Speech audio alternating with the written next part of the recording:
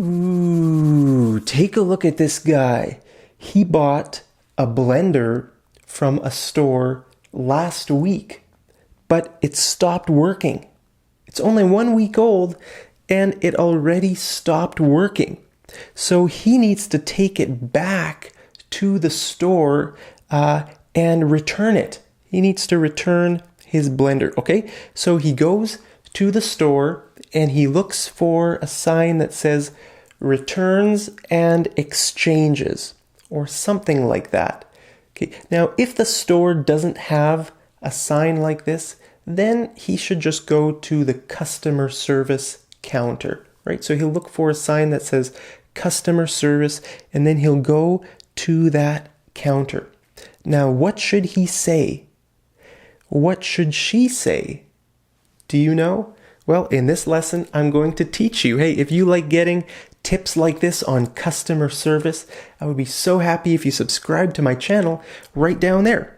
Okay, so the first thing he should say is, "Hi, I bought this blender a week ago and it stopped working. I'd like to return it."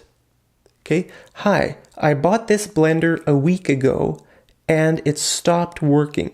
I'd like to return it." Okay, then she should say, "Sure, I'd be happy to help you with that. Sure, I'd be happy to help you with that." Right? This is a very nice thing to say. It's very polite because most of the time, customer service people really don't want to help you. They're not interested in helping you. You know, most of the time they're just like, "Okay, come here." Yeah. Right? They're sort of grumpy. They don't want to be there. At least in my experience, you know, so many customer service people are just rude, they're tired, or they're grumpy, or they're not happy. They don't want to help you. So if you say this, that's great. "I'm happy to help you. I would be happy to help you with that." Okay? Then you should ask for the receipt. Do you have your receipt? Do you have your receipt? Right? That's very important because, I mean, if he doesn't have his receipt, well, how do you know he bought it from this store?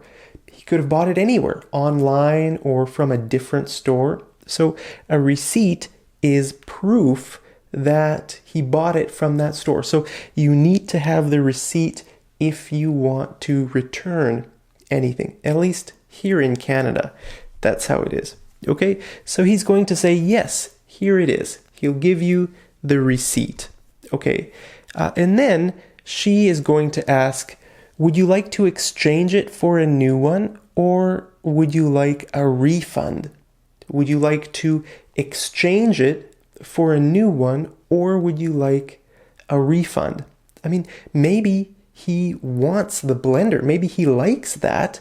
It just doesn't work, right? So maybe he wants to get a new one, right? But maybe he's decided, "I don't want this blender anymore. I just want my money back." Okay, that's called a refund. A refund. If you give someone their money back, you are refunding their money. Okay, so he says, "I'd like a refund, please. I'd like a refund, please." Okay, then you say, "Sure, just insert your card into the terminal." Sure, just insert your card into the terminal, and then he will see refund, okay, and then that's it. Then he got the refund, okay? And then she will say, "Here's your receipt. Here's your receipt." Okay, that's it.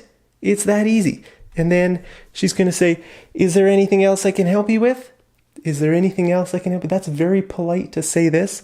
"Is there anything else I can help you with?" And he's going to say, "No, thanks. That's it. No, that's it. Thanks. That's it. Okay, have a nice day. Bye." Right? Now, let's say he bought that blender 1 year ago.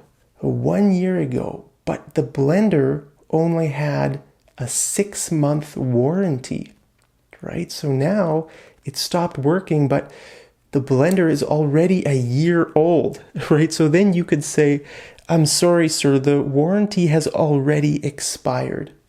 I'm sorry, sir, the warranty has already expired, right? If you have a blender for a whole year, you can't go get your money back. I mean, maybe it has a year warranty or a 2-year or a 5-year. Different products come with different warranty lengths. But, if it didn't have a year warranty, then it already expired. Okay, so you would have to say this. Now, you might be in a situation where he asks a question that you don't quite know the answer to. Right? You don't know the answer. For example, if he says, I'd like to exchange it, but you don't have any more in stock. Could I exchange it for a different model? Okay, I'd like to exchange it. So he wants the blender, he wants a new one, right? A one that works. Okay, but you don't have any more in stock in your store. You have 0 left. There are no more blenders like that. Okay, so could I exchange it for a different model? Now, you don't know the answer to this question. You don't know, right? So you could say, I'm not sure about that. Let me talk to my supervisor and find out. Okay, I'm not sure about that actually. Let me talk to my supervisor and find out. Okay, so then you go and talk to your supervisor and find the answer to the question, right? And then you come back and say, all right, great news. You can exchange it for another one as long as it's the same price or less. Okay?